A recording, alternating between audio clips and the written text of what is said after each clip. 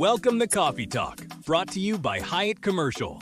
I'm your host, Justin Mullen, where industry executives talk leadership, culture, and commercial real estate. Grab your coffee and let's talk business. How was your gym session today? Gym session was great. Yeah, it wasn't very long. I gave 8 to 10 minutes to you as I was walking in. I appreciate your preparation's time. important. Man. I got a lifetime. Yeah, I'm a fan. Yeah. Good spot. All right, well, let's get started here. Welcome to Hyatt Commercial's Coffee Talk. I'm happy to have Chris Brady here today, as we were just saying.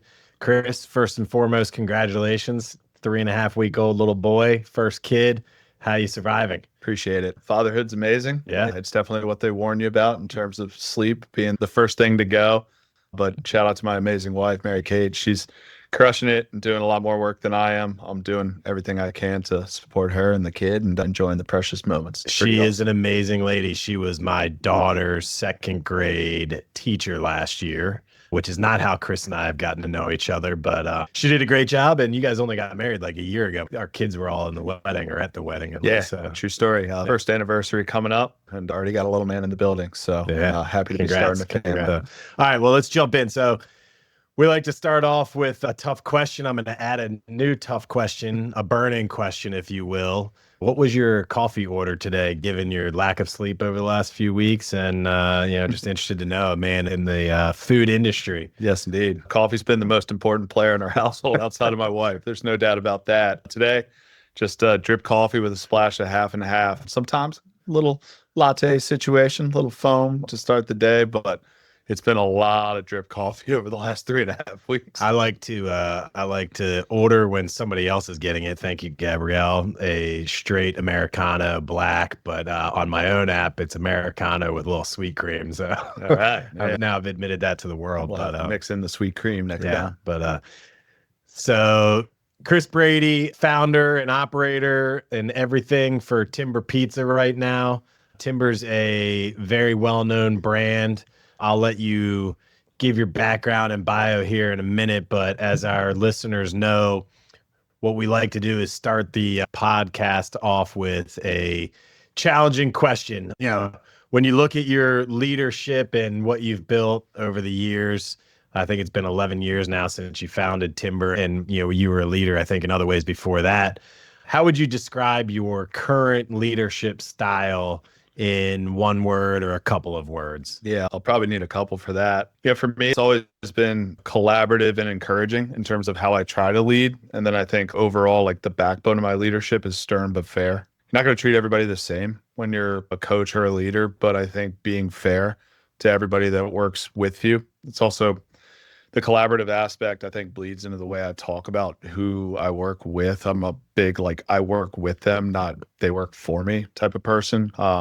Just feels better. And I think whether you're an operating partner and you are in business with me, or you're a general manager, or you're making the pies, we're all working together from all levels down. So I think one big emphasis for our company of late is holding people accountable. Self-accountability is something that I've really tried to focus on and improve upon over the last few years, especially having new business partners and investors in Timber. It's caused me to, really look inward and kind of reflect on my leadership style and make sure that I'm doing everything that I'm supposed to be doing, reevaluating that on a quarterly and yearly basis, and having good, honest discussions with your business partners that I'm sure you're used to having in your line of work. But yeah, I think everyone buys into something when there's collaboration and people really get the chance to have their say and opinion when you're trying to achieve something. So I've always believed in that. I've never been like hey, I have this grand idea, I'm going to go blaze the trail and do it on my own. I have business partners in Timber Pizza Company, franchisor. I have business partners in the local Timber Pizzas here. Huge team guy. That's kind of how we're here. And I think working together to achieve great things is, how I see leadership and what I've tried to exemplify. Yeah, that's another great explanation of your leadership style. One of the things that we hear very frequently is that accountability. Certainly the collaboration. It's interesting because I have had guests who are very much let me lead from out front, let me go hard. And not that they don't collaborate, but that it is very leadership focused. And then I've had other guests who really focus on the collaboration and kind of building everybody up underneath of you and empowering them. And accountability is at the core of any of those things. So that makes a lot of sense. The other thing that you mentioned, and I think it's overlooked in particular by team members, right? So maybe not the leader, but like the rest of the team, you can't treat everybody the same. Like, and that goes down to my kids. I can't treat my kids exactly the same. As an athlete growing up, I certainly didn't get treated the same by a coach. If I was the 20th best player on the team and the first best player on the team, he's going to get treated differently. Yeah. And even as a captain, we had to do the same from a leadership perspective. So that's something that I think is a little bit misunderstood. Certainly kids think everybody should be treated the same. And sometimes, employee and team members do too. So that's something you got to balance. But most definitely. Yeah. With all that being said, thanks for joining us today. Great explanation of your leadership style. Take us back now, as far back as you want to go. I mean, Chris and I really have gotten to know each other over the last 5 or 6 years through both of us committing time and resources and energy to a nonprofit that's very close to our hearts. It's a fundraising group for St. Mary's High School, which Chris and I both attended, graduated from, although we aren't the same class. In fact, didn't cross over at all. We've really gotten to know each other through kind of volunteering our time and energy. And so take us back, as far back as you want to go. Is there an early day in your lifetime that the light bulb went off and you decided, I'm going to be an entrepreneur, or did it come slowly? Give us kind of the background. Yeah, happy to. I think definitely an evolution, but in terms of leadership and kind of going back to the St. Mary's days briefly, natural team captain of basketball and baseball and some sort of always really a glue guy. I wasn't the lax all-star that you were. No All-Americans next to my name, but nor mine. But I appreciate being a glue guy, so I get that. Yeah, you could always say that I was going to play hard and support my team, and that always kind of led to a leadership position in my younger days. And then just growing up, being around hospitality, being whether it was catering or working in the restaurants locally downtown, enjoyed making people happy and sharing great experiences. So as time went on, I didn't think at the younger years that I'd be in the food and beverage hospitality business for the long haul, but it's one of those things that kind of brings you back if you're meant to do it, in my opinion. After working in DC at a few different tech startups and being in tech sales and cutting my teeth, learning how to sell, learning how to cold call, and doing some of the things makes a great broker for your team. Definitely grateful for that, but I could tell I didn't want to be wearing the suit and tie every day, clocking into the office. And for me, starting Timber was all about a lifestyle. I was 25 years old. I wanted to find a way to blaze my own trail and kind of create something that I could control and then also really lead to where I wanted to ultimately be, which was a balanced life, doing something that I loved, ultimately doing well and supporting a family, but really being passionate about what I did and helping other people enjoy great experiences. So reverse back a few years to 2014, I was working at Wedding Wire at the time. I was selling into Charlottesville, shout out UVA, as one of my territories. And then this guy was doing a mobile wood-fired pizza catering, Blue Ridge Mountain Pizza. Whispered into my headset after my 25-minute pitch, hey man, this is really cool. Can I learn more? And grabbed a conference room and a notepad, learned a ton, called my co-founding business partner, Andrew Dana, immediately and said, hey, have you heard of this mobile wood-fired pizza stuff? This sounds incredible. It's like, yeah, Roberta's in Brooklyn. Did that when I lived up there. I got my MBA from Fordham. I said, this is what we should do, right? This was January of 2014. 4 months later, we had a 1967 baby blue Chevy, a pizza oven, a lot of hustle. Quit my job, started selling pizza, knew that I had about 6 months worth of savings. Dove in head first. Dove in absolutely head first. Don't recommend that for everyone, but I didn't know any other But you way. were going to have fun regardless of if you succeeded or not, right? I knew it was either going to work or I was going to have to get another job and probably move back home. Right. So kind of went for it, had the confidence in myself to do that. We had some buzz going. The 67 Chevy didn't hurt. We were pretty swaggy. Where'd the rolling around truck come DC. from? The truck came from Minnesota, from a classic dealer out there. The truck sits in front of our restaurant at Edgewater, and the deal that we worked on together to bring Timber to our second location here. So we got our first restaurant open in 2016. We're named First Best brick and Pizzeria. mortar restaurant. First brick and mortar. Started with the pulling the mobile pizza oven behind the truck or behind a truck. Yeah. And then opened your first brick and mortar 2 years later. 2 years later. And then Bon Appetit crowned us best pizzeria in America in 2017. So that was kind of a launching pad. That's a big accomplishment for us. Yeah, that was a pretty big one. The line around the block that day, I'll never forget. But that was good for the brand. And how big was that first facility? Just 1,000 square feet. Yeah. It remains today. It's our flagship original restaurant. It's the highest performing restaurant in our system. It's been the model for our franchising since we've grown to, Annapolis and other places. We've certainly leveraged operational efficiencies and a little bit more real estate than 1,000 square feet to pump out that much pizza. But yeah, that's how the dream kind of started. And refocusing back to your leadership style now versus, day one, buying the truck, buying the oven, jumping in head first. I'm sure you were driving the truck and spinning pizzas and Most definitely doing everything. Talk about how you grew your team and your leadership from that to now today, 11 years later.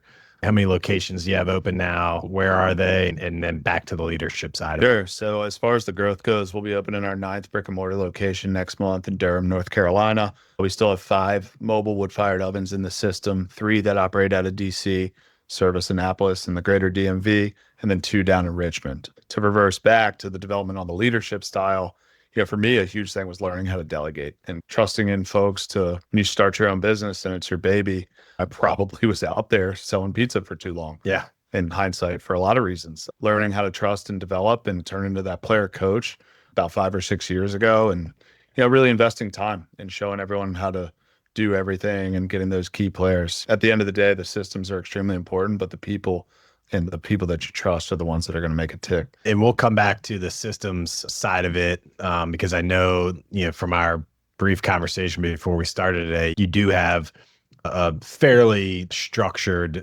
management and leadership system. But before we come back to that, talk a little bit about your thought process or strategy with the trucks, the pulling the ovens. Do you have the ability to kind of pick a market, insert an oven and do events to test the market out? I mean, is that part of the process? I know that it kind of worked that way hyper locally, but do you do that as you expand now as well? Yeah, that's how Richmond has come to be. We launched in Richmond in 2022 to test it as our first expansion market beyond DC. It was the first time we'd ever done something outside of DC. So that came to fruition. It was a little bit of a longer burn to be able to secure a franchisee, and we're still on the real estate hunt looking for brick and mortar in Richmond, but definitely leveraging the wagons in terms of marketing, visibility, connecting with the community. We've done a ton of stuff in Annapolis over the years. But that's why I asked the question. Timber was a well-established brand months, if not many years before you opened your West Street location. And it was because at a lot of great events, there was a Timber pizza truck there and kicking off a couple hundred pizzas at an event at a time. Yeah, big time. Now, especially with the 1967 baby blue Chevy that sits in front of Edgewater, we have plans to activate that for marketing and then potentially do things with the ovens and test markets or places where we're coming soon to, it's how it worked in DC, how it's working in Richmond and Annapolis. So there's definitely some logistical challenges with things like that. But things that buttons that we want to press. All right. So 11 years in, only really expanded into the franchise model and the expanded brick and mortar model for now 3 years, right? Exactly. And you've got, you said 9, you're opening up your 9th location. Yeah. 7th franchise location, 9th brick and mortar. So that doesn't happen without a strong system in place. So do you utilize some kind of management system, a Gazelle company, an EOS, a Sigma, what's the Timber Pizza and Chris Brady system? Yeah, for us, the Timber Corporate, the big company, we're really operating on EOS light and accountability and ensuring that we're ticking things through and pushing rocks forward. And then the Annapolis kind of Edgewater group that I've also formed that are the brick and mortars here, we're a little more committed and a bit more structured to that. If you had told me in the first 3 or 4 years that we would be operating on EOS for Timber Pizza Company, I would have laughed at that. So I asked what EOS was and said I quit the corporate world to get away from that crap. Yeah, but funny how it changes. Yeah, these are the kind of things that we need to evolve as a company. I know, in our discussion, these types of, implementations have been successful for you all at Hyatt.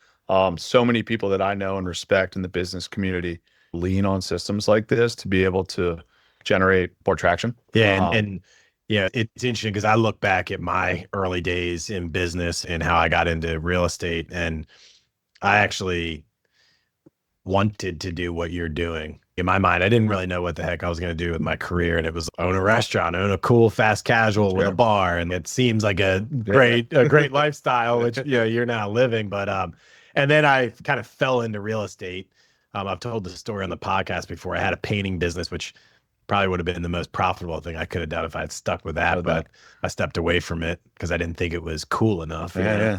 But when I got into brokerage, it was all third-party brokerage. So just literally making cold calls, knocking on doors, and your mentors kind of tell you, hey, you need to use a CRM, you need to track this, you need to do that. And they give you kind of their version of a processes and procedures. But our business is very entrepreneurial and self-motivated. And of course, I didn't do any of the things they told me to do at the time.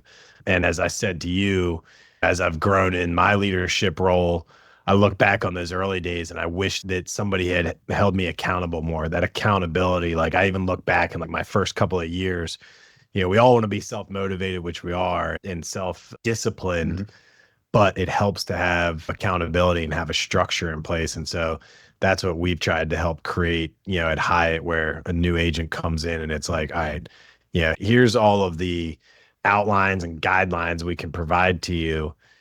And I had that when I started, but I didn't have the next step to that, which is, all right, now you got to get it done. Now we got to meet once every 2 weeks or once a week with leadership teams. So talk about how you've gone from one brick and mortar to expansion, and give us just like a high level what that structure looks like from an EOS perspective. Yeah, absolutely. So, and before you do, sorry, for those that don't know, EOS stands for Entrepreneurial Operating System. And there's a variety of different books that have been built and plans that have been built around that system. And EOS is the common term for it now. Yeah, absolutely. Wasn't something I was even exposed to as far back as a year ago. But reverse back to 2021, we took on some new partners with the intentions of franchising and really helped kind of chart the course for what I looked at as the next 7 years for timber. Through connections, through bringing on a consultant, this guy, Matt Friedman, who came onto our team in May, who was the founder of Wing Zone, took them to 140 locations, sold to private equity 4 years ago. He's been the one to help implement kind of EOS Light at the corporate level. Our buddy, Chris Brady with PI Mid-Atlantic, a company that we partner with to help with behavioral analytics and how teams should work together and efficiencies. We've worked with them for 4 years. It's been amazing for our business. Chris was the one to help implement the further version of EOS for us. It's just been fantastic. It's, at the end of the day, it's accountability, but it's follow through and it's consistent pressure on the things that you need to move forward in your business to achieve your goals, whether it's the to-dos on a weekly basis, the rocks you're pushing up the hill on the quarterly. It's all the things that allow folks in our positions to be able to work on the business consciously and help train our teams to be able to work on the business. The thing that I reflect upon the most, that I wish I had something along these lines in those first 5 years, was the ability to work on the business and really discipline myself and carve out that time. It's very hard when you're in the mud and you're working 60 to 70 hours, especially on the labor side of the house and selling pizza on the streets and in the restaurant, to take that step back. But it's something that I'm trying to give my guys now in their first year or two in business ownership or on the path to business ownership, so that they're 3 years ahead of me and have the ability to have a better work-life balance, have better executive skills, and really sharpen their minds and teams to be able to trade in the apron for the quarter zip. Yeah. One of the things that we're kind of a similar, like an EOS Light at the Hyatt side. And we've started with kind of our leadership, Gabrielle, who runs our services team, and I run kind of the client facing and the agent facing side of it. And one of the things that I think that the two things that it really helps with is when you start to implement that is accountability, as we already discussed, and alignment. And on the accountability side, it's not just top-down accountability. That's the great part. It allows everybody to set their ego aside a little bit. And because I have put something on paper and said, this is what I'm going to do, the other people around me who technically I may, to your point, I like that kind of horizontal, we work together, not work for me. I'm held accountable by them. And because I put it on paper, they didn't tell me what to do. And now I'm just going, yeah, I'll get to it when I get to it. Right. I said I was going to do it. And now people depend on me to get it done. And So that I'm sure that's been something that helps you as We well. talk about that in our business often, especially when we interview people and we're looking to add to the team the kind of that key cog on franchise expansion. We talk about coaching up and how much we welcome that, want that, having a seat at the table and being able to keep myself and my business partners accountable to the things that we all commit to together. That's incredible. And I never really want to hire anybody that's afraid to do that or isn't at least committed to developing the ability to do that, because that, I think, makes the team stronger and makes me better as a leader. Yeah. And I'm sure when you were investigating the idea of bringing in some partners, some bigger partners that have had some successes over the years, I mean, that's when you accept that accountability yourself. Big right? time. Everybody kind of looks at, let me start a small business and I'll grow it. Yeah. And you're my own boss. That's awesome. Which we always laugh about. Like, yeah, own your own business. They said, as you're cleaning a bathroom or doing whatever. But then you decide I'm going to scale this thing and grow. And all of a sudden you go out and you have to accept the fact that, all right, I'm going to bring in partners, which means I'm going to be held accountable a lot more. And so that's a feeling that like, a lot of people struggle to overcome, and then they ultimately can never work on the business and they're always stuck in the business. Big time. Yeah. And that challenges the way you really strengthen numbers, and working with folks that see things a little bit differently has been great for me. Love the partners that we've brought on, Luke Watson and Fred Freed. Great guys. I think alignment is the key there. We're aligned on our values, what we want the company to be, and how we want to go about it. So even though, of course, disagreements and seeing things differently and tough conversations over the last 4 years, the three of us have never wavered on the ultimate goal that we're trying to achieve and how we're going to get there through keeping each other accountable. How often do you evaluate that? Well, first of all, have you set, a 10-year goal or 10-year vision of some kind, or big ass hairy goal, I think is the term that's used in EOS. And then how often are you guys evaluating that and tracking yourself against that? Yeah, really annually in terms of seeing where we're at and where we're going. I think this year's been probably our best year in terms of being truly accountable, really reflecting upon that the big ass hairy goal that was formulated in the beginning was so far out here, and we didn't necessarily take the blocking and tackling steps along the way to be able to achieve that, and really challenged ourselves on how we're going to do that, how we're going to spend against that, how we're going to build the team against that. So super excited and proud about the way that we've used 2025 to really reflect and kind of reshuffle on how we're going to attack that goal, and feeling very bullish on the next 3 years leading to the 5 and the 10. That's fun, isn't it? Because I mean, again, before I knew what EOS was, or really Jerry South was the one that introduced me to EOS.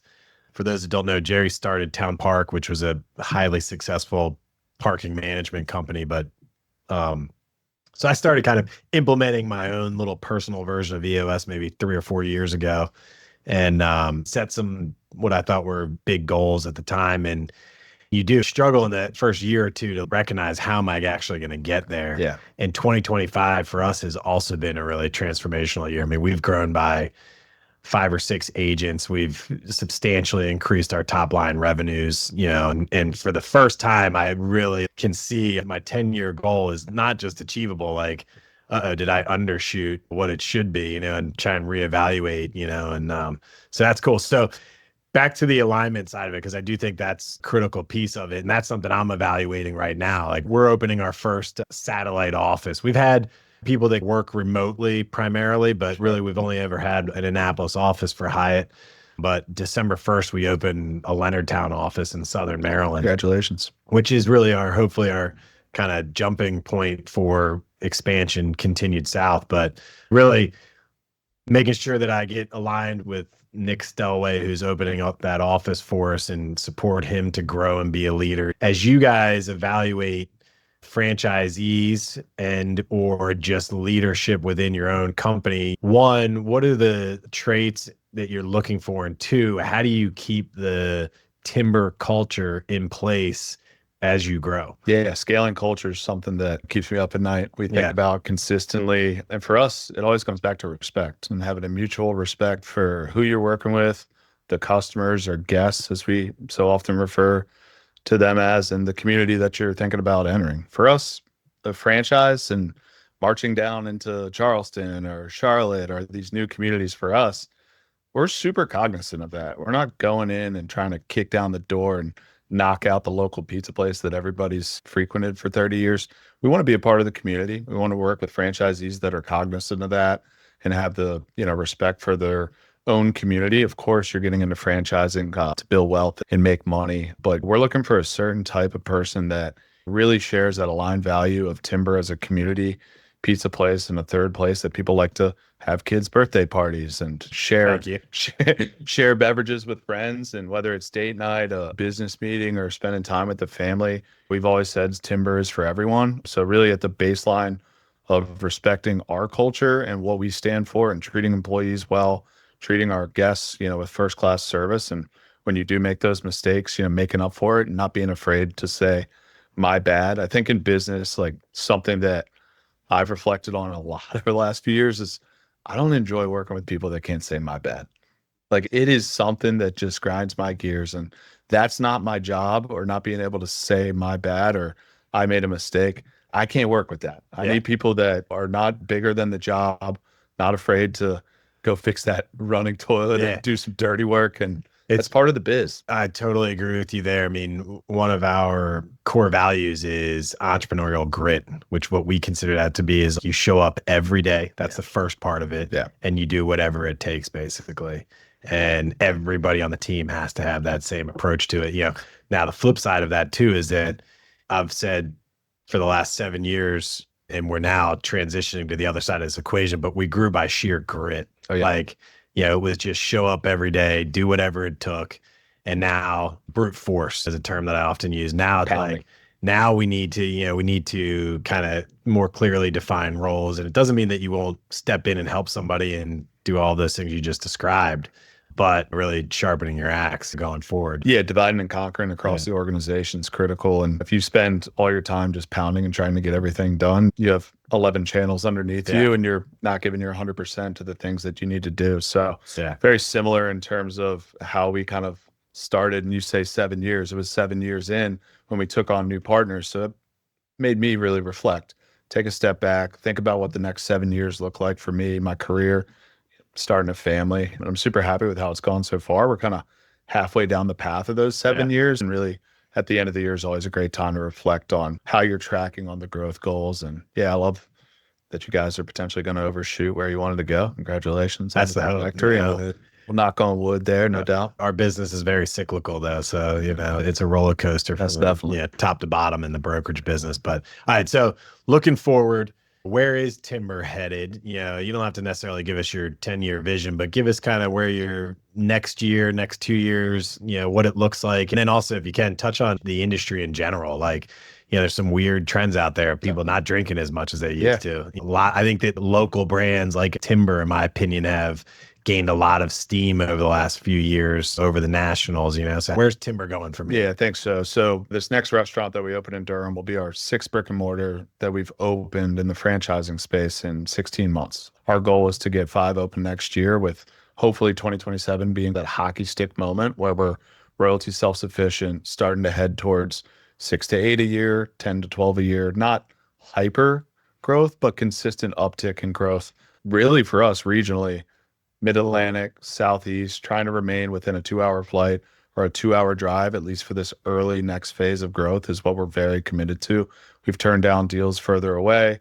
We don't really look beyond west of the Mississippi at this moment because quality control, culture control, and ensuring that we remain nimble as a team and still be able to support our partners is really where we're at. To kind of zoom further out and think a little bit further ahead, the industry is definitely in an interesting place. I think the value of the dollar and the reverence for family spending is at the forefront of most American minds as consumers. So for us, that's a challenge to maintain high standards with our product. That's a challenge to remain at the very tippy top of our game on the customer service aspect and really earn every visit. That's something that we consistently think about, constantly refining how we serve our guests and making sure that we're doing an amazing job each time. People don't have unlimited funds. The dollar's getting squeezed. You see it nationally. Certain restaurant groups are down. We feel it locally with the government shutdown and, paychecks getting squeezed or frankly frozen over the last 6 weeks. So we're not immune to that. We're resilient. We made it through COVID. Pizza's a good category to be in during really any time. But at the end of the day, we want to earn our customers' business and make sure that we're providing a great value while also just being a consistent piece of their regimen. Pizza's obviously a great, segment of the industry to be in, but it's also extremely competitive. Most definitely. And I think you guys have hit a really nice niche in the market where certainly it's a place you could pick up, carry out, but it really, for me, it becomes a location to go sit and eat pizza. And it's not a super high end, where you're going to overpay to be in a, high end restaurant and they just happen to have good pizza. You've got the price right where it's like, no, I'm going to take my whole family. I'm going to have my 3-year-old son's birthday party there, but it's not going to a pizza joint where it feels like cafeteria style either. There's high quality drinks. The service is great. So I imagine we like that position in terms of being the upper middle, if you will, of the pizza category. We deliver a product that we think is first rate and still gets all the accolades and is best pizza in most of the communities that we head into, or at least competing for that. And then the customer service and the aligned values on how we treat guests and providing a great experience, as well as, got the 90s R&B and hip hop going and try to provide a cool vibe. So we think the triple threat of that sets us apart and is unique in the industry. In my opinion, you've hit the triple on that. It's a nice work. All right. Well, as we wrap up here, one, thanks again for being a great tenant and a setter that we manage and did a transaction with you on, hoping to expand that relationship with some other opportunities. And congrats on the new baby boy. Tell us now a little bit about your day-to-day. Now you've got a son in the mix, in the restaurant industry, it's like anywhere and everywhere you got to go. But now you've got a lot more difficult schedule. So give us just a day in the life of right now, pre-baby, post-baby, where it's going from here. Happy to. And it certainly starts with coffee, a bottle for junior and a coffee for senior is how the day starts. And spending some early morning hours with my son have been amazing each and every day, letting the wife catch up on some sleep and then getting off to either heading to the Zoom or the in-person meetings or getting to the gym over the last couple of weeks has been great for the mental health. But a typical day in my life is a lot of meetings, a lot of calls, a lot of whether it's internal on the strategic working on the business, discussing with prospective franchisees on expanding markets, or continuing to manage both sides of the timber house on operations and working with my leadership team to continue to grow this thing. And definitely a little bit longer nights, spending some more time with the little man on the couch. You're going to hear this 1,000 times or more, but do your best to enjoy every minute of it. We recently did renovation to my house, and part of it was taking what used to be the baby's nursery room or whatever and turning that into like a kid's playroom. When I walked back in there just this last week, I instantly had the emotions of sitting on a chair with my now youngest who just turned 3. So there's no more rocking him to sleep. You know, it does go really fast, and the first one is definitely the hardest. If you keep going, it gets a little bit easier and you get to recognize, hey, I can really enjoy this even though I haven't slept in hours. But totally. So well, cool, man. I appreciate you doing this. Like I said, hopefully we can work together on some other stuff. We actually have a great event this coming up Friday. We will have this is being taped the Monday before Thanksgiving. So happy Thanksgiving to you and your family. Same to you and yours. I understand you're hosting. Good man with a 1-month-old at home. I know more than I can chew. And then Timber Pizza will be at the St. Mary's Royal Blue Oysters on Ogleton party Friday. How many pizzas do we go through? About 200 pies. And so that event, just to quickly wrap it up, is actually how we ended up firming up Timber Pizza Annapolis, bringing on Travis Katsky, my business partner here. He tried it the first year, so it's the best pizza we ever had. And Travis and I have been in business together for 3 years, expanding, including our Edgewater location that we worked on together. So community, sponsorship, and working together can lead to great things. And that's why I enjoy working with you, man. Yeah, man. No, we appreciate it. And thanks for coming out today. Great to be here. Cool. Appreciate y'all. Yeah. Good work. All right. Good stuff. That was easy. Thanks for tuning in to Coffee Talk with Justin Mullen. Topics on leadership, culture, CRE, brought to you by Hyatt Commercial. Until next time.